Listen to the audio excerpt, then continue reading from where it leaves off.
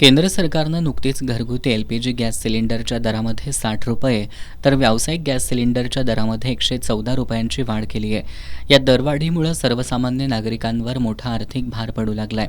आधीच महागाईमुळे सामान्य जनतेचं जगणं कठीण झालं असताना सरकारकडून करण्यात आलेली ही दरवाढ म्हणजे जनतेची पठाणी लूट असल्याचं आधीच महागाईमुळे सामान्य जनतेचं जगणं कठीण झालं असताना सरकारकडून करण्यात आलेली ही दरवाढ म्हणजे जनतेची पठाणी लूट असल्याची टीका काँग्रेसचे ज्येष्ठ नेते शशांक बावस्कर यांनी केली। सिलेंडर बुकिंगचा कालावधीही वाढवण्यात आल्यामुळे नागरिकांना अडचणींचा सामना करावा लागतोय। व्यावसायिक गॅस सिलेंडरच्या किमतीत वाढ झाल्यानं हॉटेल, खानावळी, खाद्यपदार्थ विक्रेते तसंच छोटे व्यावसायिक अडचणीत आलेत। या दरवाढीचा परिणाम खाद्यपदार्थांच्या किमतींवरही होण्याची शक्यता आहे। त्यामुळे या दरवाढीच्या निषेधार्थ इचलकरंजी शहर काँग्रेस कमिटीच्या वतीनं आज निदर्शनं करण्यात आली।